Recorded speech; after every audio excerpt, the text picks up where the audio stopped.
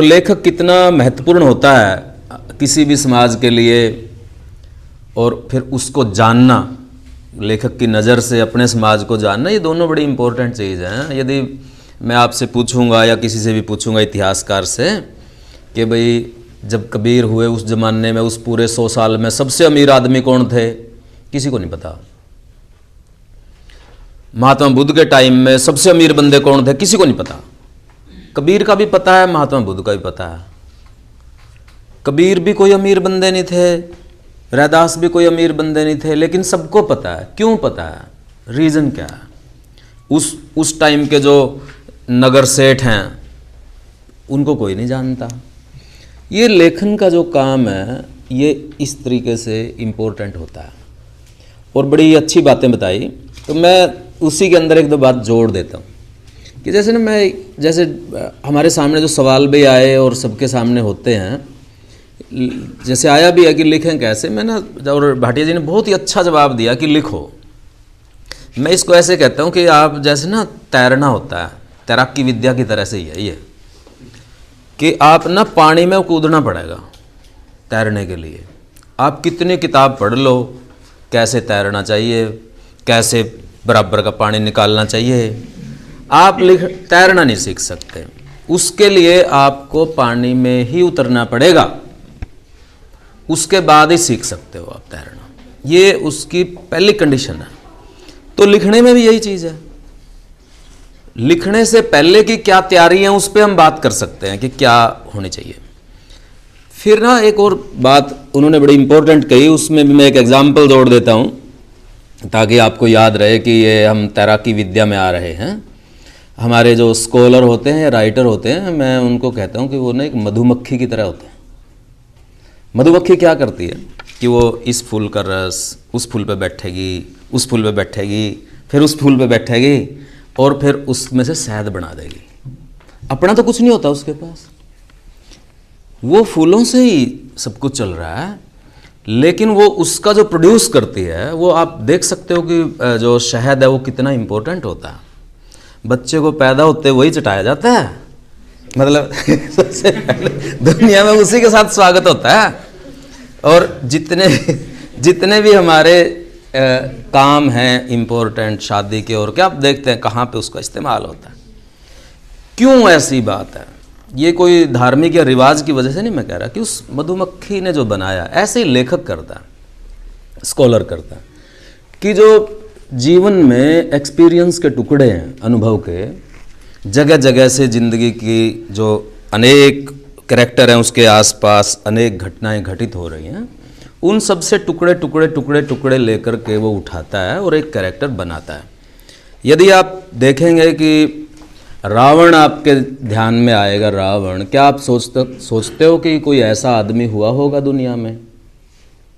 लेकिन जब भी आपके सामने कोई खलनायकी की बात आएगी तो आपके, चाहे आप रामायण को माने चाहे ना माने, लेकिन कैरेक्टर आपके सामने आ जाएगा रावण, कि उसकी हंसी में भी वो है, उसका अट्टहास है, कि वो ऐसा बनाया है कि जब वो हंसता है तो औरतों के गर्भ गिर जाते हैं। इतनी क्रूरता हर जगह, हंसी में भी। इस तरीके से राइटर ने उसको बनाया। जितनी भी इस दुनिया की बुराइयां हो सकती थी और जिस तरह से भी अभिव्यक्त हो सकती थी, वो सब उसमें डाल दी, और एक ऐसा करेक्टर लार्जर देन लाइफ जिसको बोलते हैं, कि समाज से भी बड़ा। इसलिए लेखक की कहते हैं कि ना, वो ना जो असली सच्चाई होती है ना जिंदगी की, उससे भी बड़ी सच्चाई होती है साहित्य में। ऐसा क्यों कहते हैं? वो इसीलिए होती है कि उसमें एक बंदे की सच्चाई नहीं होती। जैसे भाटिया जी एक लघु कथा का उदाहरण दिया कि 3 बंदे बनाए, ये किया, एक बंदे की जो सच्चाई है उसको एक पूरे वर्ग के साथ जोड़ दिया। ये प्रक्रिया है, लेकिन ये कोई मैकेनिकल प्रक्रिया भी नहीं है। ये ना हर एक, आप प्रेमचंद की कहानियाँ पढ़ते हो, कफन पढ़ते हो, बूढ़ी काकी पढ़ी होगी, या प्रेमचंद के कोई भी कैरेक्टर आप उठा लो, एक भी कैरेक्टर ऐसा नहीं होगा जो आप कहानी में पढ़ रहे हैं, लेकिन सारे कैरेक्टर वैसे ही होते हैं, सारे बूढ़े वैसे ही होते हैं। भीष्म साहनी एक बहुत बड़े राइटर हुए हिंदी के, तमस और बहुत नाटक भी हैं उनके, माधवी, कहानियाँ पढ़ेंगे आप चीफ की दावत। उनकी कहानियों में बूढ़े बहुत आते हैं, बहुत बूढ़े आते हैं। उनसे सवाल ये पूछा कि आप इतने बूढ़े कहाँ से लाते हो? कहानियों में वो उनका आंसर ना, उससे आपको कुछ समझ आएगी बात। तो वो कहते कि देखिए, मैं जहाँ रहता हूँ वहाँ से ना बूढ़े गुजरते हैं सुबह। दिल्ली में रहते थे वो, गैलरी में मैं बैठा होता हूँ सुबह और बूढ़े गुजरते होते हैं घूमने के लिए, पार्क में जाते हैं। 10-15 बूढ़े हैं, तो उन्हीं में से ही मैंने 100 बूढ़े बना लिए। क्योंकि किसी की टोपी किसी को लगा देते हैं, किसी की चाल किसी को लगा देते हैं, बंदे वही हैं, वही कैरेक्टर हैं। यदि आप प्रेमचंद का पूरा साहित्य पढ़ जाइए, 300 के करीब कहानियाँ हैं, या उपन्यास पढ़ जाइए, तो आपको ना कुल 20 ही कहानियाँ मिलेंगी टोटल। सारे नावल में एक बंदा भाग जाता है, गोदान में गोबर भाग जाता है, कर्म भूमि में एक वो भाग जाता है, गबन में एक वो भाग जाता है, कर्म भूमि में मुन्नी चली जाती है, वो ना सब चले जाते हैं। कहाँ जाते हैं? कलकत्ता, बड़े शहरों में। तो ये क्या चीज़ है? ये एक पैटर्न है। कोई बंदा है प्रेमचंद की जिंदगी में जो ऐसे भाग गया और वो बार बार आ रहा है, और आप हर एक कैरेक्टर में देखेंगे उसको। यदि आप गोदान प्रेमचंद के 12-14 जितने भी नावल हैं, 12.5 11.5 उनको पढ़ लें तो आपको कुल मिला के लगेगा ये तो वही है, ये बस इस तरह बोल रहा है, ये बात तो वही है, ये यूं करके आ रहा है। यानी कि एक लेखक उन्हीं चीज़ों से जो उसके आसपास होता है, वही जो जीवन के एक्सपीरियंस के टुकड़ों को इकट्ठा करके जैसे मधुमक्खी बनाती है, ऐसे ही एक नए चरित्र का निर्माण करती है, जो वैसा नहीं होता है जैसा कोई भी है, उसकी फोटोकॉपी कोई नहीं है। इसीलिए वो जो भाटिया जी कह रहे थे कि यथा तथ्य नहीं होता, वो एक गतिमान यथार्थ कैसे बनता है, कोई भी सच्चाई गतिमान कैसे होती है कि वो एक स्टैटिक नहीं है, बल्कि उसमें एक मूवमेंट है, गतिशीलता है, कि वो अपना रूप बदल रही है। इसी कारण से, क्योंकि उसमें एक बंदे की कहानी नहीं है। बार बार ये सवाल आता है और मैं बार बार बताना पड़ता है मेरे को कि भी आप याद करो आदि कवि वाल्मीकि। पिछली बार तो नहीं बताई थी कि वाल्मीकि ने कैसे लिखा, वो तो पहले कवि हैं। मैं छोटी सी कहानी सुना देता हूँ, वाल्मीकि ने कैसे लिखा। वाल्मीकि के अंदर से बता रहा हूँ, मेरा कुछ नहीं है। रामायण में नहा रहे थे वाल्मीकि अपने स्टूडेंट्स के साथ तमसा नदी सुबह सुबह कि भाई, तो वो शिकारी आया, तीर मार दिया, सबको पता है कहानी का। तो वो एक क्रोंच पक्षी जो काम क्रीड़ावस्था में था, एक मर गया उसमें से, और वाल्मीकि ने उसको श्राप दे दिया या उसके लिए बद्दुआ कर दी कि भी तेरे साथ भी यही बनेगा। और क्या देखता है कि दूसरा जो पक्षी है वो आर्तनाद कर रहा है, उसकी तकलीफ में बहुत दुख होया, करलाट मच रहा है उसका, वो भी मर गया। अब वाल्मीकि सोच रहा है कि यार ये दूसरा क्यों मरा। अब आप देखिए लेयर्स क्या है। ये एक पक्षी मरा है चोट से, फिजिकल चोट से, दूसरा मरा है, और वाल्मीकि क्या चोट कैसे लगी फिर इस चीज से। और वाल्मीकि ने के दिमाग में बैठ गई ये बात कि दूसरा क्यों मरा, उसका पहले के साथ रिलेशन क्या था। ये जो चीज है कि वो जो दूसरे की जो उसके प्रति जुड़ाव था, और वाल्मीकि उसके साथ जुड़ गया दूसरे के साथ। क्या होता है, उसके मन में फिर कुछ बात उठी, और फिर वो उसने उसके मुंह से कुछ फूटा, फिर उसने दोबारा उसमें उसी टाइम एडिट कर लिया, उसको 4 बार किया भाटिया जी वहीं। फिर उसने अपने स्टूडेंट्स जो थे उनके साथ प्रैक्टिस करी, उसकी गाया, उसको लगा यार कुछ बन गया। यानी कि आप एडिट कर रहे हैं, वाल्मीकि की बता रहा हूं, आप ये मत समझना कि सरस्वती बैठी हो या मुंह पर लेखक ने जो कह दिया सीधा वही निकलेगा, ना ना ना। वाल्मीकि ने 4 टाइम एडिट किया उसी टाइम अपने लिखे हुए को। मां निषाद जो श्लोक है, उसके बाद टाइम हो गया, पीरियड लगना था पहला, तो वो वापस आ गए अपने उसमें गुरुकुल जो आश्रम था। अभी वाल्मीकि बाकी तो सब काम में लग गए और वाल्मीकि जी के पास वो आए ब्रह्मा। ब्रह्मा आप समझ सकते हो सबसे पावरफुल आदमी है कि भाई सृष्टि रचयिता। उसने वाल्मीकि को थोड़ा प्रेरित किया कि यार वाल्मीकि तू लिख सकता है तेरे अंदर टैलेंट है। ऐसे ऐसे उसको प्रोत्साहित करने की कोशिश करी। ये वाल्मीकि रामायण से बता रहा हूं मैं, मेरा नहीं है इसमें कुछ। कभी आप ये कहेंगे मैं कहानी सुना रहा हूं, वाल्मीकि रामायण का पार्ट है ये। तो उसको ऐसे प्रेरित करने की कोशिश की। वाल्मीकि उसकी बात ही नहीं सुन रहा है, हाँ हूं करे जा रहा है। और उसके दिमाग में वही है जो सुबह घटित हुआ, उसके दिमाग में वही चल रहा है, अपना कैरेक्टर जो सुबह घटित हुआ, अपना सब्जेक्ट। और फिर जो है वो चला जाता है ऐसे ही कि भाई रुचि तो ले नहीं रहा, ये इंटरेस्ट नहीं ले रहा बंदा, तो वो चला जाता है ब्रह्मा। उसके बाद ना आ जाता है नारद। नारद भी जानी जान था, आपको पता ही है कि वो कहता है कि भाई वाल्मीकि आप लिख सकते हो, आपकी प्रतिभा है, लेखनी में दम है, वगैरह वगैरह, जैसे हम किसी भी लेखक को बोलते होते हैं, नवोदित लेखक को। तो वाल्मीकि को थोड़ा सा फिर महसूस होता है कि हाँ मैं लिख तो सकता हूँ, मतलब हाँ कुछ बात तो है। तो वो कहता है कि भी लेकिन मैं लिख तो सकता हूँ पर मैं लिखूँ क्या, मेरे को पता ही नहीं है। वाल्मीकि पूछ रहा है मैं लिखूँ क्या, मेरे को कुछ पता नहीं है, मेरे पास कोई सब्जेक्ट नहीं।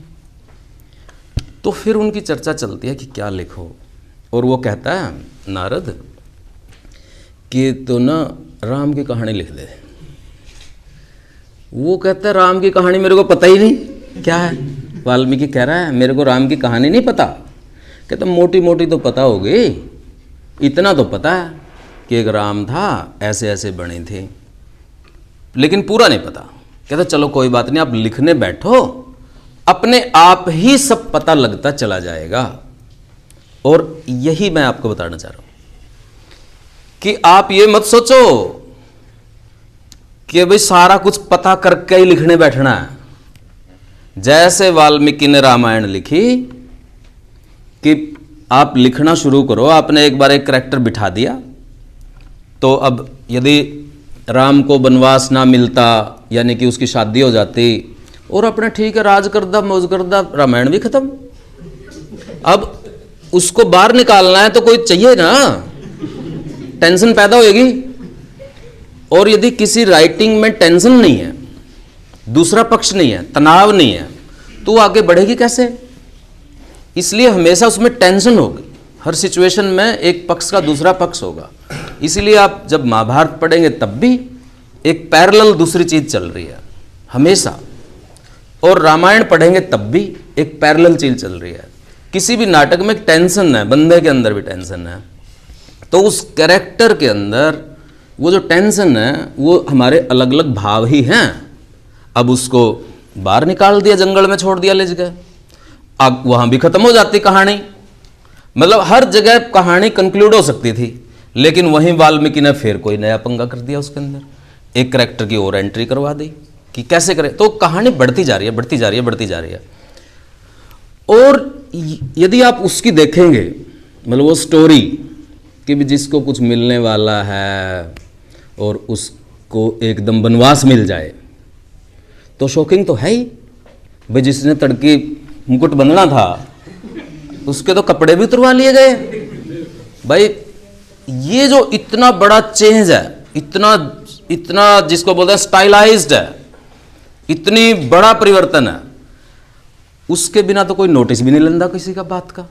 यहां दुनिया में यदि वो राम को थोड़ी सी सजा दे के छोड़ देता, किसी ने पूछना भी नहीं था। इसलिए वो इतने बड़े बड़े स्टाइलाइज्ड ड्रास्टिक चेंज है, टोटल अपोजिट वो पैदा कर देते हैं चीजों को। ये राइटर की अपनी युक्तियां हैं, ये लेखन की अपनी कलाएं हैं, कला कौशल है।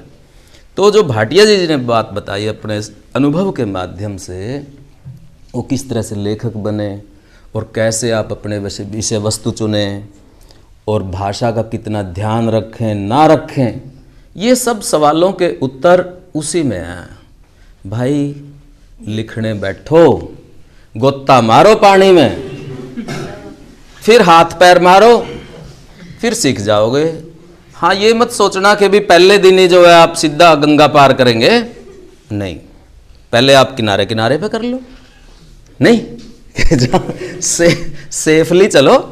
तो ये जो चीज़ें हैं, ये एक तरीके से लेखन के सवाल वही हैं। वाल्मीकि के सामने भी वही सवाल था, क्या लिखूं, मेरे पे सब्जेक्ट ही नहीं है, कैसे लिखूं। हर लेखक को ये सवाल खुद से पूछना पड़ता है। किसी भी बड़े लेखक की कहानी उठा लो, कि कहानी तो बहुत पुरानी, घटना तो उस बचपन में घटी थी, लिख आज रहा हूं, कि वो कहाँ थी। हमारा जो दिमाग है, जो एक अवचेतन है, वो एक स्टोर हाउस है जो चीज़ों को अपने अंदर ही जमा रखता होता है और समय पे प्रतिक्रिया देता है। यदि हम उसको क्रिएटिवली अपनी कल्पना के साथ मिला करके उसको प्रस्तुत कर देते हैं तो वो लेखन बन जाएगा। अन्यथा हम गाली गलौज करते ही हैं, गुस्सा तो उसमें भी आता है, दिखाते ही हैं। यदि हम उस गुस्से को ठीक से चैनल दे दें, उसको एक क्रिएटिव फॉर्म में डाल दें, तो आप ये देखेंगे कि भी कितना चीज़ों का इस ऐसे यादगार चरित्र बन जाएंगे। और अनेक एग्जाम्पल हैं, मतलब अनेक क्या, सभी हैं। आप शेक्सपियर की बात कर रहे, सारी दुनिया में जानते हैं। शेक्सपियर कितने, कौन से पढ़े लिखे थे, बहुत ही साधारण बंदे थे, एक कंपनी चलाते थे, रोजगार बेरोजगार थे, चलो थिएटर खोल लेते हैं, ये बढ़िया चल गया काम, एक कंपनी के मालिक बन गए।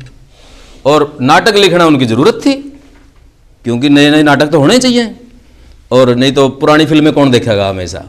ग्राहक तो वही है ना, छोटा सा इंग्लैंड है, छोटे थोड़े से दर्शक हैं उसमें, उनको नई नई चीज़ें चाहिए। 39 नाटक लिखे, हर बार उनको नया लिखना पड़ता था।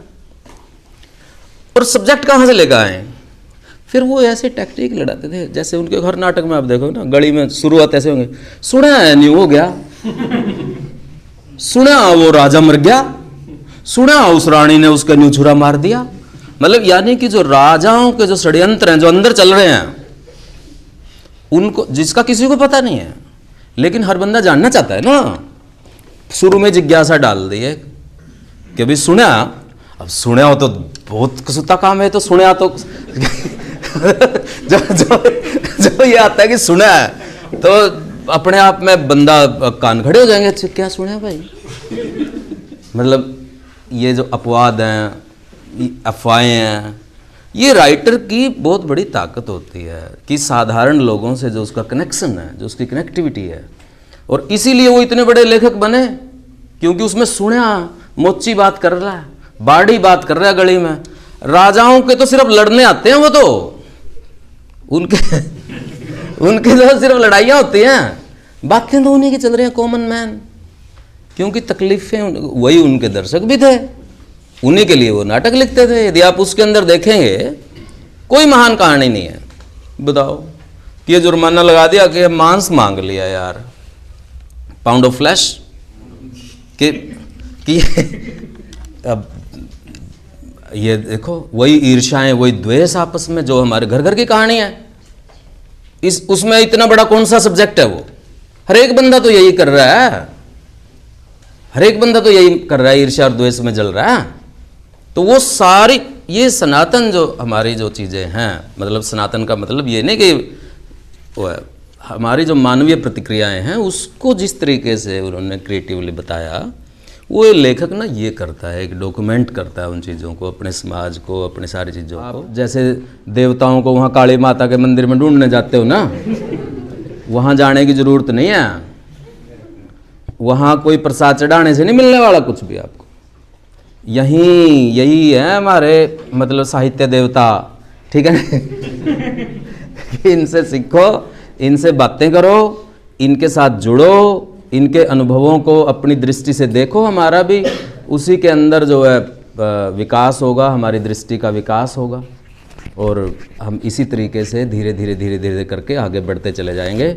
भाटिया जी का आप सब की तरफ से एक बार फिर बहुत बहुत धन्यवाद कि उन्होंने वो आए और हमारे बीच में बात रखी। और आपका भी बहुत बहुत धन्यवाद